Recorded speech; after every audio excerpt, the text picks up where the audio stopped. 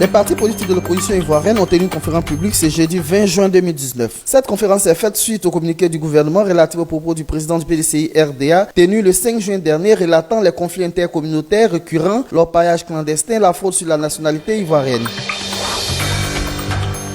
À cet égard, les partis de l'opposition ont tenu à apporter leur soutien indéfectible au président du PDCI RDA dans ce juste combat et lui ont rendu un hommage mérité. Les conférenciers ont également soulevé dans cette conférence les problèmes de la commission électorale indépendante, de l'Assemblée nationale, des libertés individuelles, des problèmes économiques, des problèmes de l'école et de la santé. Aujourd'hui, notre objectif, c'est de mobiliser le peuple ivoirien.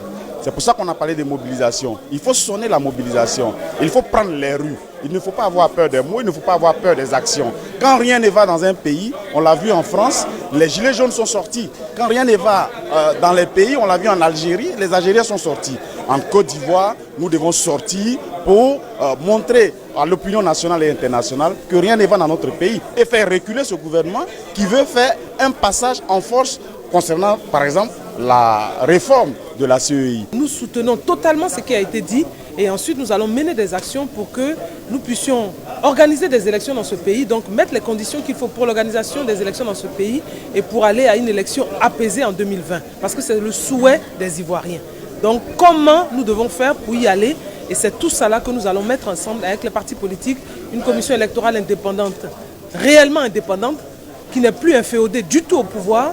Et dans ces conditions-là, nous allons demander évidemment la dissolution de cette commission qui existe aujourd'hui et une réforme totale, donc en mettant en place une nouvelle commission qui répond aux critères qui ont été indiqués par la Cour africaine des droits de l'homme.